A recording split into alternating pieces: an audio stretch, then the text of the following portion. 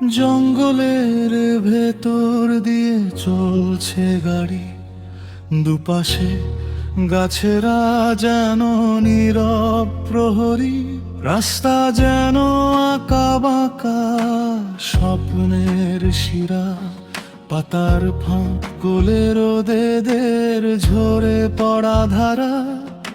নমস্কার দর্শক বন্ধুরা, সকাল সকাল আমরা বেরিয়ে পড়লাম ঘাটশিলা থেকে। ঘাটশিলায় আমরা যে বনজ্যোৎস্না রিসোর্টে ছিলাম, সেই রিসোর্ট থেকে আমরা এইমাত্র বেরিয়ে পড়েছি দুর্গাপুরের উদ্দেশ্যে। একটা অন্য রাস্তা দিয়ে আমরা চলেছি, একদম জঙ্গলের পরিবেশ এবং জঙ্গল সাফারির অনুভূতি।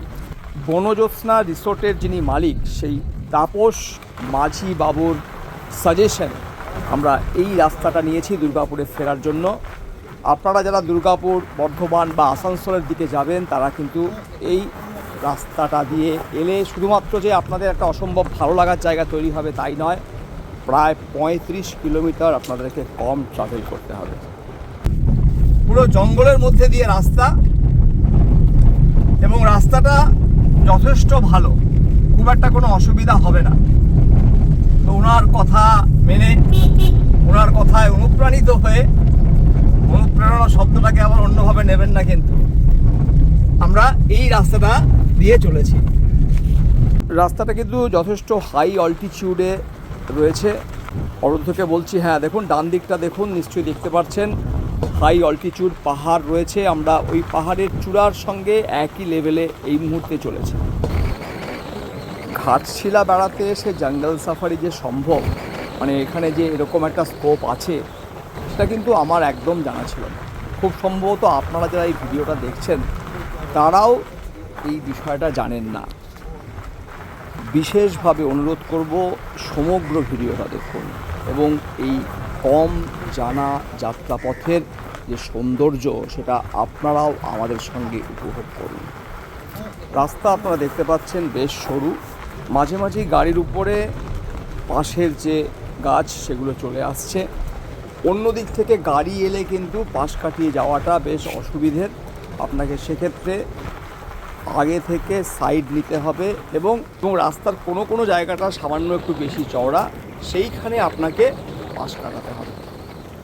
ঘাটশিলা বেড়াতে এসে যদি আপনাদের মধ্যে কেউ আগে জঙ্গল সাফারি করেছেন, তাহলে অবশ্যই সেটা কমেন্ট বক্সে জানান। এই ঘাটশিলা সংক্রান্ত প্রথম যে ভিডিওটা, অর্থাৎ ফ্রম দুর্গাপুর টু এই বনজ্যোৎস্না রিসোর্ট আসার যে ভিডিওটা আমরা বানিয়েছিলাম, সেখানে প্রথমেই আমি একটা কথা বলেছিলাম যে we are more a explorer and less a traveller. একদম সমস্ত কিছু প্ল্যান প্রোগ্রাম করে এক জায়গায় ঘুরতে যাওয়া একরকম, আর কিছুটা প্ল্যান প্রোগ্রাম আর কিছুটা জায়গাটাকে এক্সপ্লোর করার মানসিকতাকে নিয়ে যদি আপনি ঘোরেন, তাহলে আপনি বুঝবেন কেন কথাটা আমি বলেছিলাম। দেখুন, এই যে নতুন রাস্তাটা দিয়ে যাচ্ছি, এটা কিন্তু আপনি গুগল ম্যাপেও সেভাবে পাবেন না। গুগল ম্যাপে যেটা দেখাচ্ছে, সেটা এই রাস্তা দিয়ে যেতে না করছে। আমরা কিন্তু খানিকটা রিস্ক নিয়েই এই রাস্তা দিয়ে চলেছি। এই রাস্তা দিয়ে গেলে আমরা সরাসরি দুয়ারসিটিতে গিয়ে উঠব। তার ফলে আমরা প্রায় 35 কিলোমিটার আমাদেরকে ট্রাভেল কম করতে হবে, 1 নম্বর। 2 নম্বর, একটা জঙ্গল সাফারির ফিল আমরা পাচ্ছি।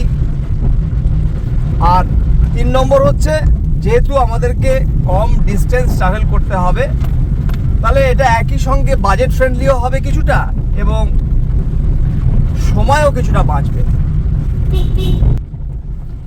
বুঝতেই পারছেন, রাস্তা যেহেতু বেশ আঁকা বাঁকা, তাই প্রতি মুহূর্তে হর্ন দিতে দিতে আমাদেরকে যেতে হচ্ছে। অবশ্যই জঙ্গলের মধ্যে হর্ন দেওয়াটা খুব উচিত কাজ নয়, কিন্তু নিজেদের সেফটির কথা ভেবে এটা করতে হচ্ছে। রাস্তার দুধারের গাছপালা সব রাস্তার উপরে চলে এসছে, তাই রাস্তাটাকে আরও বেশি ন্যারো করে দিয়েছে, আরও বেশি সরু মনে হচ্ছে। এখান থেকে ডান দিকের পাহাড়টা শুধু একবার দেখুন, কি অসাধারণ দৃশ্য। চতুর্দিকটা একদম সবুজে ভরে গেছে। ভাষায় প্রকাশ করা সম্ভব নয় এই সৌন্দর্যের কথা। জানি না সামনে আর রাস্তা এর থেকেও বেশি খারাপ আছে কিনা, তবে এখনো পর্যন্ত যা রাস্তা তাতে মনে হচ্ছে আমরা ঠিকঠাকই পৌঁছে যেতে পারবো। যারা ভিডিওটার এই পর্যন্ত দেখে ভাবছেন যে এই জঙ্গল সাফারিটা ঘাটশিলার কোথা থেকে শুরু হচ্ছে, তাদের জন্য বলি যে এটা শুরু হচ্ছে বনজ্যোৎস্না রিসোর্টের একদম সামনে থেকে এবং এটা শেষ হবে দুয়ারসিনিতে গিয়ে। যারা আমার ঘাটশিলা সিরিজের আগের ভিডিওগুলো দেখেছেন তারা নিশ্চয়ই শুনে থাকবেন যে এই বনজ্যোৎস্না রিসোর্ট বুরুডি লেক থেকে মাত্র 3 কিলোমিটার দূরে। আপনাদের মধ্যে যারা এই জঙ্গল সাফারিটা করবেন তাদেরকে বলবো এটার জন্য একটা ডেডিকেটেড হাফ ডে রাখতে। আরও উপর দিকে উঠছি, মানে আরও একটু হাই অল্টিটিউডে উঠছি। ঘাটশিলা গালুডি ট্যুরে যদি আপনারা জঙ্গল সাফারিটাকে একটা সেপারেট ইভেন্ট হিসাবে রাখতে পারেন, এটার জন্য যদি একটা হাফ ডে ডেডিকেট করতে পারেন, তাহলে কি হবে না আপনি আপনার ইচ্ছে মতো জায়গাতে মাঝখানে দাঁড়াতে পারবেন, সেখানকার যে বিউটি, সেখানকার যে সৌন্দর্য সেটার ফিল নিতে পারবেন, ছবি তুলতে পারবেন এবং একটা কমপ্লিট বিষয় সেক্ষেত্রে দাঁড়াবে। কিন্তু আমরা যেহেতু এই মুহূর্তে দুর্গাপুরের উদ্দেশ্যে চলেছি, আমাদের হাতে সময়ও কম, তাই প্রত্যেকটা জায়গাতে দাঁড়িয়ে সেখানকার ফিল নেওয়া কিন্তু আমাদের পক্ষে সম্ভব হচ্ছে না বা হলো না। জঙ্গলের ভেতর দিয়ে চলছে গাড়ি, দুপাশে গাছেরা যেন নীরব প্রহরী, রাস্তা যেন আঁকা বাঁকা স্বপ্নের শিরা, পাতার ফাঁক গোলে রোদেদের ঝরে পড়া ধারা, মুহূর্তের জন্য মনে হয় এই দৃশ্যটা যদি আটকে রাখা যেত, চলন্ত গাড়ির জানালায় সময়কে যদি পিন দিয়ে গেঁথে রাখা যেত। দর্শক বন্ধুরা, একবার বাইরেটা শুধু দেখুন, কি মনে হচ্ছে? মনে হচ্ছে না যে আমরা দার্জিলিংয়ের পথে রয়েছি? একদম নর্থ বেঙ্গলের ফিলিংস আপনি এখানে পাবেন। বলতে বলতে আপনারা নিশ্চয়ই দেখছেন সামনে একটা গাড়ি রয়েছে। এই পুরো যাত্রাপথে এই প্রথম আমরা আমাদের রাস্তাতে আরও একটা গাড়ি দেখলাম। বুঝতেই পারছেন রাস্তা যেহেতু অত্যন্ত ন্যারো, তাই খুব সাবধানে এই সকল জায়গাগুলোতে আপনাকে পাশ কাটাতে হবে। পাতার ফাঁকে যে আলো কাঁপছে, সে কাঁপনটুকু যদি চিরদিন থাকতো, হৃদয়ের ডায়েরির ভাঁজে ভাঁজে নিঃশব্দে লুকিয়ে থাকতো। কিন্তু হায়, সময়ের কাছে হেরে যায় সব, মিছে হয়ে যায় সেদিনের সব কলরব। তবু সেই রোদ, সেই সবুজ ডাকে মন খুঁজে ফেরে বারে বারে তাকে।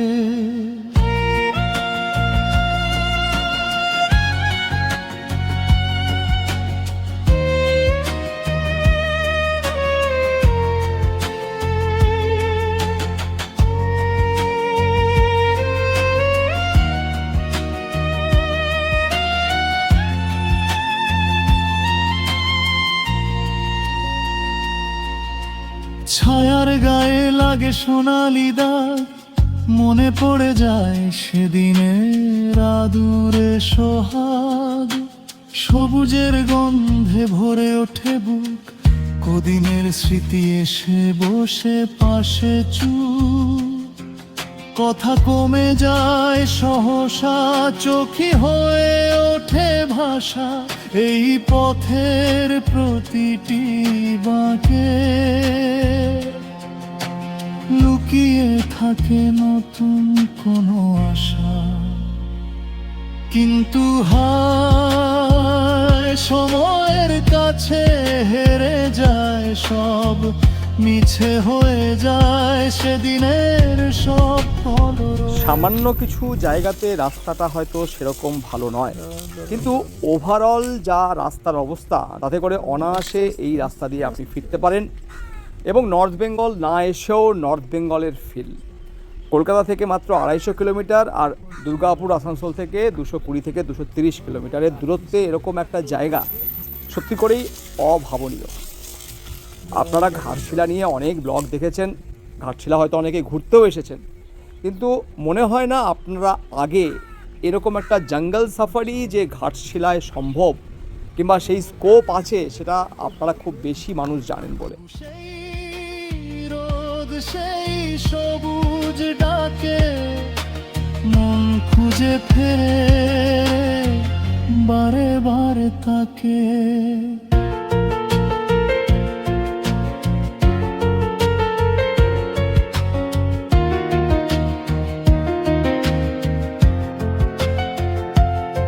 এই পথের প্রতিটি বাঁকে অজানা কোনো গল্প লুকিয়ে থাকে, ধরা যায় না তাকে তবু ছুঁয়ে থাকে। চলে যায় সময় নিঃশব্দে পিছু ডেকে, সময়ের কাছে হেরে যায় সব, তবু হৃদয়ে মানে না সেই রব। যত দূরে যাই যত পেরোয় সময়, কিছু কিছু পথ মনে আজীবন গেঁথে রয়। সময়ের কাছে হেরে যায় সব, তবু হৃদয়ে মানে না সেই রব। যত দূরে যাই যত পেরোয় সময়, কিছু কিছু পথ মনে আজীবন গেঁথে রয়। কিছু কিছু পথ মনে আজীবন গেঁথে। এই রাস্তা দিয়ে যদি রাতের বেলাতে কেউ আসে, একটা চরম অভিজ্ঞতা।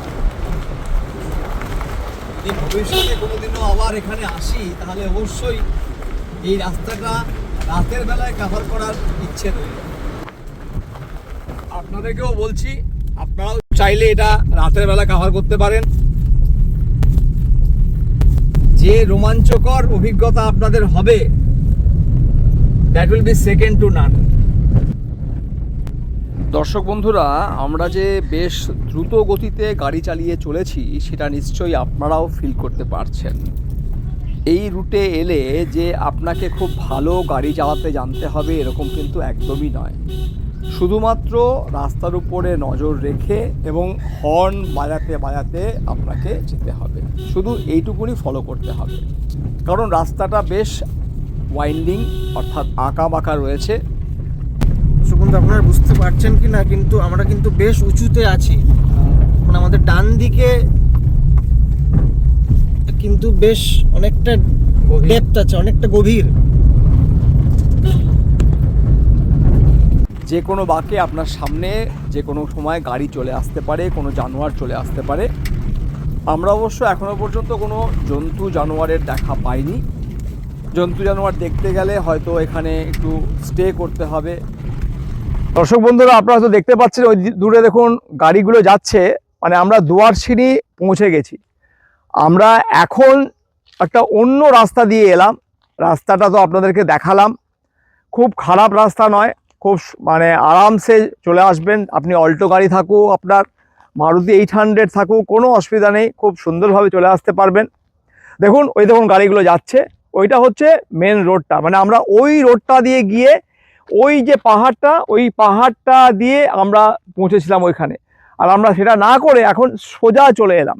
তার ফলে আমাদের অনেকটা ডিস্টেন্স আমাদেরকে কম কভার করতে হলো, মানে সময় অনেকটা বেঁচে যাবে। মানে অ্যারাউন্ড 40 কিলোমিটার, 35 to 40 কিলোমিটার আমাদেরকে কম ট্রাভেল করতে হলো। এই যে আমরা আপনাদেরকে একটা নতুন রুটের সন্ধান দিলাম, আমি অনুরোধ করব একবার এই রুটটা দিয়ে আসুন, এর অভিজ্ঞতা নিন। It's no less than a jungle safari. দেখুন আমরা সবাই নর্থ বেঙ্গল নিয়ে খুব আবেগ তাড়িত। নর্থ বেঙ্গল কলকাতা থেকে পৌঁছাতেও আপনাদের মিনিমাম 8 ঘন্টা থেকে 10 ঘন্টা লাগছে। তো সেক্ষেত্রে এটা আপনি 4 ঘন্টার মধ্যে পৌঁছে যাবেন ঘাটশিলা, এবং আপনি এসে দেখুন, আপনার মনে হবে it's just like a north Bengal feelings. একদম নর্থ বেঙ্গলের মতো আপনার মনে হবে, কোনো অংশে কম নয়। আর একটা বিষয় বলাটা খুব দরকার, দেখুন ব্যাকপ্যাকার্স নোটবুক আমরা শুরু করেছিলাম ইউরোপ ট্যুর দিয়ে। ইউরোপ ট্যুর, আমেরিকা ট্যুর, এগুলো আমরা আপনাদেরকে দেখিয়েছি, আমরা নিজেরা করেছি, আমরা গ্রুপ নিয়ে গেছি। তারপরে আমরা cultural and heritage tour in and around Durgapur আমরা স্টার্ট করেছি, যাতে করে রাঢ় বাংলার যে সংস্কৃতি, যে এর যে একটা ঐতিহ্য, সেটা আপনাদের সামনে তুলে ধরার চেষ্টা করে চলেছি। এছাড়াও আমরা দুর্গাপুর, তার পার্শ্ববর্তী অঞ্চল কলকাতা, আসানসোল থেকে ইজিলি অ্যাক্সেসেবল এরকম সব জায়গার খোঁজ দেওয়ার চেষ্টা করছি, যেগুলো আপনাকে রিজুভিনেট করবে, আপনাকে নতুন জায়গায় নিয়ে আসবে, নতুন রকমের পরিবেশ এবং নতুন রকমের ভালো লাগা তৈরি করবে। আপনারা যদি স্পেসিফিক কোনো জায়গা সম্বন্ধে আমাদেরকে জানাতে চান, যেটা মনে করেন আপনারা গেছেন, যেটা আরও মানুষের কাছে যাওয়া দরকার, তাহলে অবশ্যই আমাদেরকে সেটা জানান। আমরা সেগুলোকে এক্সপ্লোর করার চেষ্টা করব, সেগুলোকে আরও মানুষের কাছে নিয়ে যাওয়ার চেষ্টা করব। আপনাদের প্রত্যেকটি কমেন্ট আমাদের কাছে অনুপ্রেরণা, নতুন করে জানার এবং শেখার তাগিদ তৈরি করে। শেষ করার আগে আরও একটা অনুরোধ আপনাদেরকে জানাবো, আপনারা যেখানেই বেড়াতে যান খেয়াল করবেন, চেষ্টা করবেন সেইখানকার পরিবেশ যেন অক্ষত থাকে। প্লাস্টিকের ব্যবহার যতটা সম্ভব কম করা যায়, নিজেরা একটু সচেতন হলে সেগুলো কিন্তু সত্যি করেই সম্ভব। নমস্কার, ভালো থাকুন, সুস্থ থাকুন এবং নিজেদেরকে তৈরি করুন নতুন নতুন জায়গা, যাতে নিজেরা এক্সপ্লোর করতে পারেন নিজেদের মতো করে, কোনো রকমের কোনো ট্রাভেল এজেন্ট বা ট্যুর কোম্পানিদের সাহায্য সহায়তা ছাড়া। কারণ তারা কিন্তু আপনাকে সাহায্য আর সহায়তার নামে লুট করার জন্য একদম তৈরি হয়ে আছে। ভালো থাকবেন, নমস্কার। দর্শক বন্ধুরা দেখুন, সামনেই হচ্ছে স্টেট হাইওয়ে।